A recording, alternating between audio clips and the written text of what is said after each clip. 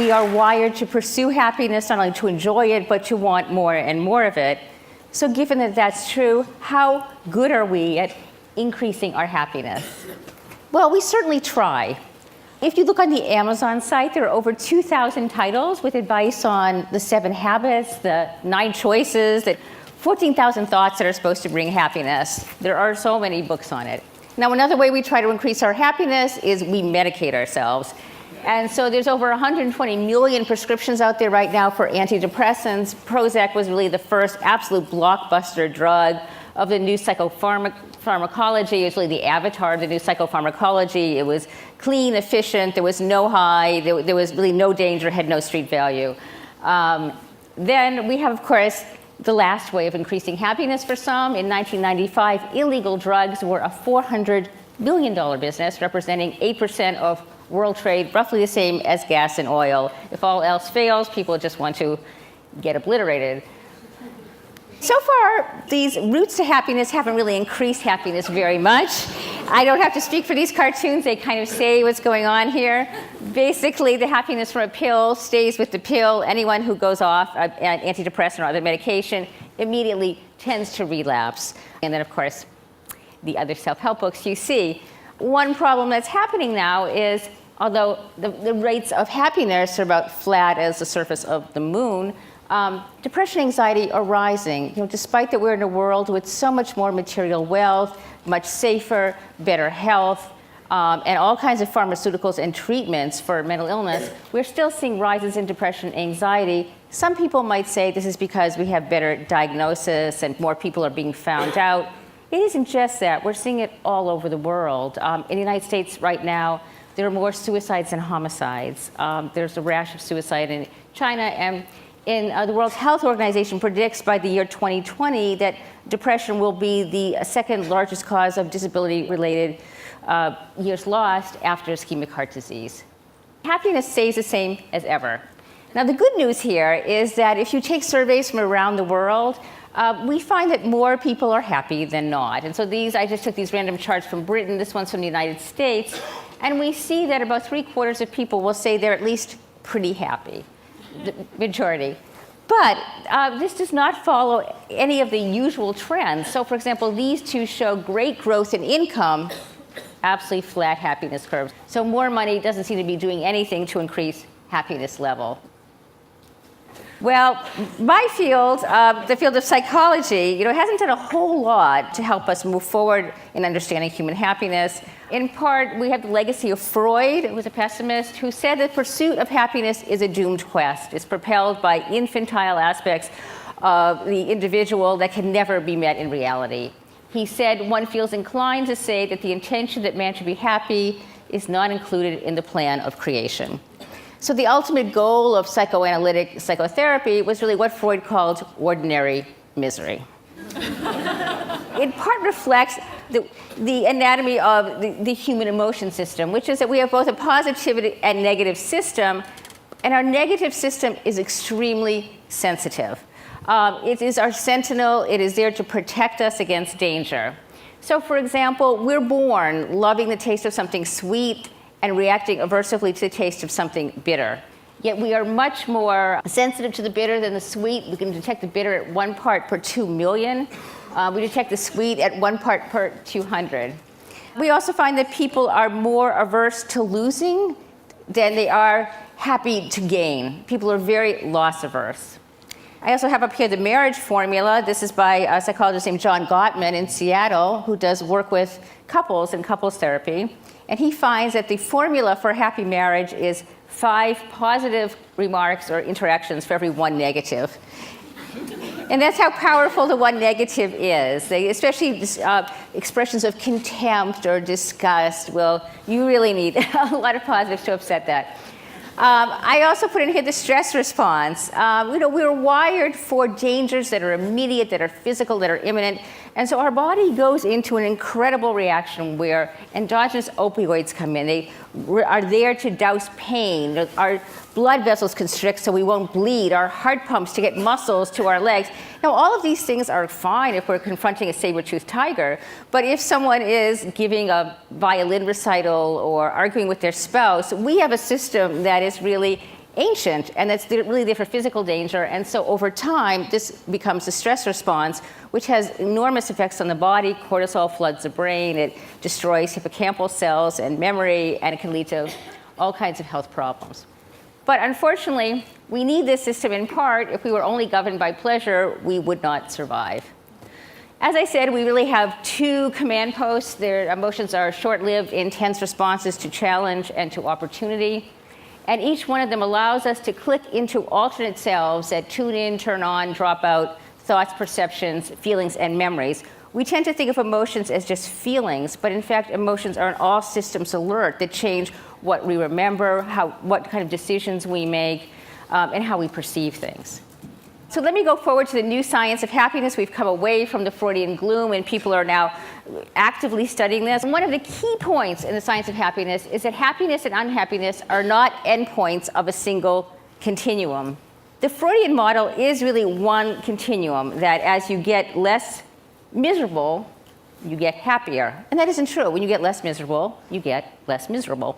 And that happiness is a whole other end of the equation. And it's been missing from psychotherapy. So when people's symptoms go away, they tend to recur because there isn't a sense of the other half of what pleasure, happiness, compassion, gratitude, what are the positive emotions. And of course, we know this intuitively, that happiness is not just the absence of misery, but somehow it was not put forward until very recently, seeing these as two parallel systems so that the body can both look for opportunity and also protect itself from danger at the same time. They're sort of two reciprocal and dynamically interacting systems. People have also wanted to deconstruct. We use this word happy, and it's a very large umbrella of a term. And it can be deconstructed into, this is one recent suggestion, the sensory pleasures, amusement, contentment, relief, excitement, wonder, awe, ecstasy, from the carnal to the spiritual, elevation, gratitude, compassion. These are from Paul Ekman's recent work. And then three emotions for which there are no English words: Fiero, which is sort of pride in accomplishment of a challenge; Schadenfreude, which is happiness in another's misfortune, kind of the malicious pleasure; and Nachlass, for all people who know this word, is sort of pride and joy in one's children. Absent from this list and absent from any discussions of happiness are happiness in another's happiness. We don't seem to have a word for that. And I find that most distressing. We are very sensitive to the negative, but it's in part offset by the fact that we have a positivity offset. That is, most people are above the average in happiness, although we're very sensitive to the negative. We start out a little above the average in positivity. We're also born pleasure seekers. As I said, babies love the taste of sweet and hate the taste of bitter. They love to touch smooth surfaces rather than rough ones. They like to look at beautiful faces rather than plain faces. They like to listen to consonant melodies instead of dissonant melodies. Babies really are born with a lot of innate pleasures. People are also born with different temperaments. And so, as I said, we have this approach and avoidance system, and some people have a primed up approach system, and some people have a primed up avoidance system. So here we have an example of someone, born with a avoidance system. There's a lot of talk now in the science of happiness about, is it all genes? And there was once a statement made by a psychologist that said that 80% of the pursuit of happiness is really just about the genes, and it's as difficult to become happier as it is to become taller. That's nonsense. There is a decent contribution to happiness from the genes, about 50%, but there is still 50% that's unaccounted for, and even something such as intelligence, height, all kinds of things that have genetic predetermined also can increase quite a bit. So that doesn't limit us to the happiness we now have. Let's just go into the brain for a moment and see, where does happiness arise from in evolution? We have basically at least two systems here, and they're both very ancient. One is the reward system, and that's fed by the chemical dopamine, and it starts in the ventral tegmental area, goes to nucleus accumbens, all the way up to prefrontal cortex, orbitofrontal cortex, where decisions are made high level. This was originally seen as a system that was the pleasure system of the brain. In the 1950s, Olds and Milner put electrodes into the brain of a rat, and the rat would just keep pressing that bar thousands and thousands and thousands of times. It wouldn't eat, it wouldn't sleep, it wouldn't have sex, it wouldn't do anything but press this bar. So they assumed, well, this must be the brain's orgasmatron. It turned out that it wasn't. that it really is a system of motivation, a system of wanting. It's a part of the brain that says, I need this to survive. It gives objects what's called incentive salience. It makes something look so attractive that you just have to go after it. That's something different from the system that is the pleasure system, which simply says, I like this. This feels good, this sounds good, I'm enjoying this, I feel safe, I feel warm, I feel good. The pleasure system, as you see, which is the internal opiates, there's a hormone, oxytocin, is widely spread throughout the brain. But the dopamine system, the wanting system, is much more centralized to this area, the pleasure pathway. The other thing about positive emotions is they have a universal signal. And we see here the smile. And the universal signal is not just raising the corner of the lips into the zygomatic major, it's also crinkling the outer corner of the eye, the orbicularis oculi. And can anyone tell which one is the fake and the real smile on top here? Yeah, it's B. This was originally done by the neurologist Duchenne in the 19th century. He had a man who was insensitive to pain. He stimulated every muscle on his face.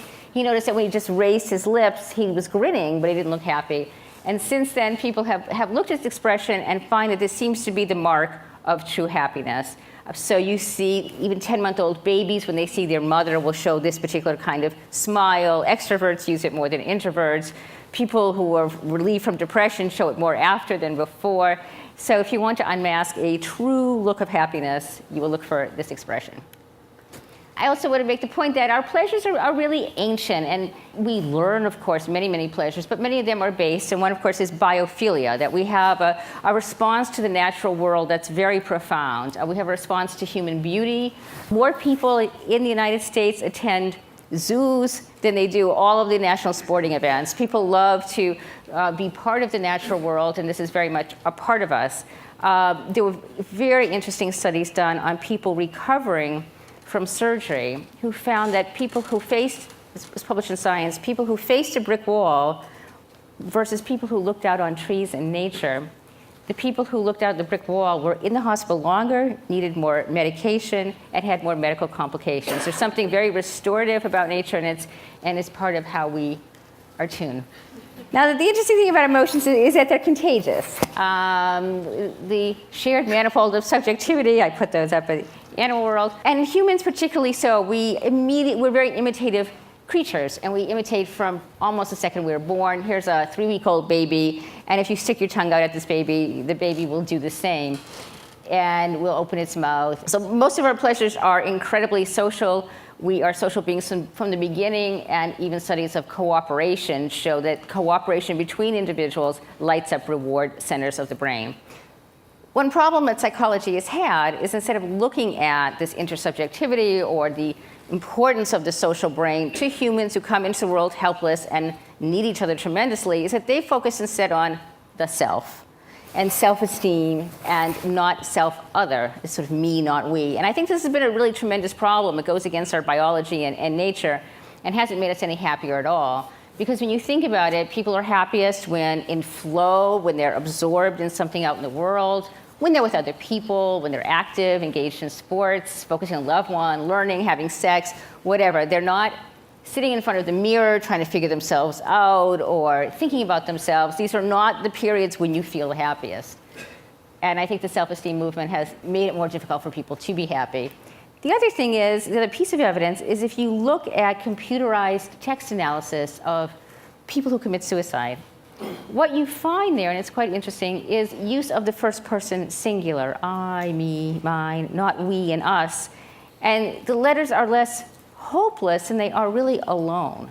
And being alone is very unnatural to the human. There's a profound need to belong. So self-focused attention brings mood down.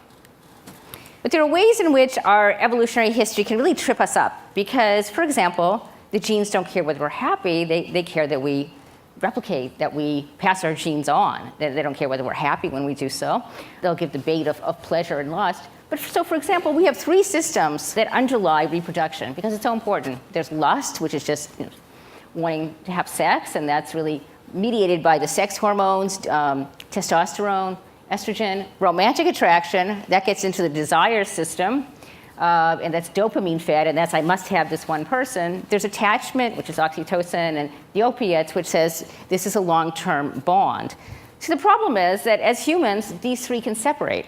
So a person can be in a long-term attachment, become romantically infatuated with someone else, and want to have sex with a third person, which can cause a lot of human unhappiness.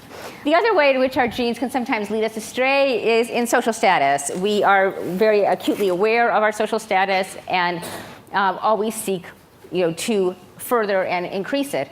Now, in the animal world, there's only one way to increase status, and that's dominance. I seize command by physical prowess, and I keep it by beating my chest, and you make submissive gestures. Now, the human has a whole other way to rise to the top, and that's the prestige route, which is freely conferred. Someone has expertise and knowledge and knows how to do things, and we give that person status. And that's clearly the way for us to create many more niches of status so that people don't have to be lower on the status hierarchy as they are in the animal world. I'll go through these very quickly. Can money buy happiness is a question that's often asked. And this one says researchers, say I'm not happier for being richer, but you know how much researchers make. Okay, point well taken. The data isn't terribly supportive of money buying happiness, but it's not irrelevant. So if you look at questions like this, life satisfaction, you see life satisfaction going up with each rung of income. You see mental distress going up with lower income. So clearly there's some effect, but the effect is relatively small compared to other effects on happiness. And one of the problems with money is not really money itself. It's not that money is the root of all evil. Remember, it's love of money is the root of all evil. It's materialism. And what happens when people pursue money too avidly is they forget about the real basic pleasures of life. So we have here this couple, do you think the less fortunate are having better sex? And then this kid over here is saying, leave me alone with my toys. And so one of the things is that it really takes over, that whole dopamine wanting system takes over and derails from any of the pleasure system. Maslow had this idea back in the 1950s that as people rise above their biological needs, as the world becomes safer, and we don't have to worry about basic needs being met, our biological system, whatever motivates us is being satisfied, we can rise above them to think beyond ourselves towards self-actualization or transcendence and rise above the materialist. So I just quickly conclude with some brief data that suggests this might be so. One is kind of anecdotal study on people's shifts. People who underwent what's called a quantum change. They felt their life and their whole values had changed. And about 50 people were studied like this. And sure enough, if you look at the kinds of values that come in, you see wealth, adventure, achievement, pleasure, fun, be respected before the change, and much more post-materialist values after. Women had a whole different set of value shifts. But very similarly, the only one that survived there was happiness. They went from attractiveness and happiness and wealth and self-control to generosity and forgiveness.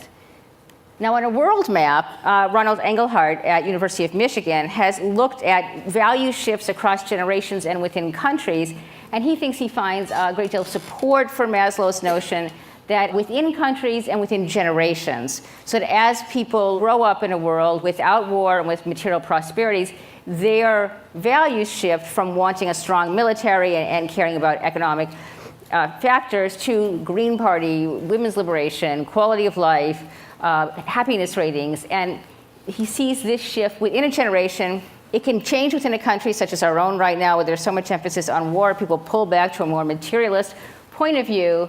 But if you look at the countries on the far right, the self-expression, those tend to be the countries with the highest happiness levels. So there is some hope for a post-material world. I end with a few quotes. There's only one question, how to love this world. And with Rilke, if your daily life seems poor, do not blame it, blame yourself. Tell yourself that you are not poet enough to call forth its riches. And say to yourself what you would be, then do what you have to do. Thank you.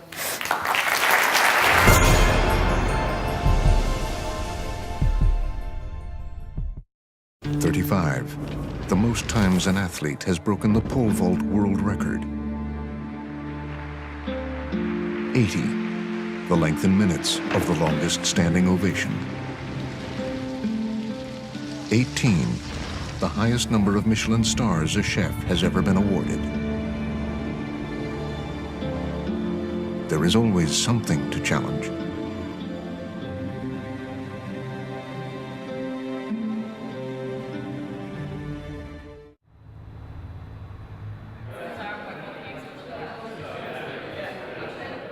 name is Kevin Rivera. I work for BMW North America. I am the Field Marketing Operations Manager in the Western region. We are very glad to have members of the TED organization with us here today. It's very exciting to share this partnership with BMW North America and the TED conference. We are very excited about sharing how some of our ideas that come from our designers, our teams, our members to create something from an idea into an actual product to the consumer. Today we've got a special treat for you guys here. Our newest product, 7 years in the making. It's incredibly fast yet efficient, technologically advanced, and completely redesigned. The all-new 2009 BMW 7 Series. Now let's talk a little bit about the technology that's in the car. The lane departure and lane change warning system. So the radars in the rear of the car will actually look to the side. So if you're going to change lanes and you put on your blinker, there's a light in each of the mirrors that will either glow red if there's a car there or not glow at all. So you don't have to worry about your blind spots as much. What I love about the new 7 is that I think it really has taken the best design elements of the current series and the prior series. It feels lower, sleeker, more muscular. Really like the changes. And inside I really like the instrument panel and how things are laid out. Some very nice changes to it. I'm in the design field, and it just feels like somebody really thought through the process of design, and it has a real personality and an emotion to it, which I think is lacking in so many cars. It was extremely informative, from the president to the designers to letting the kids work on things. It couldn't have been better. It was superb. All right, that was a pretty good line.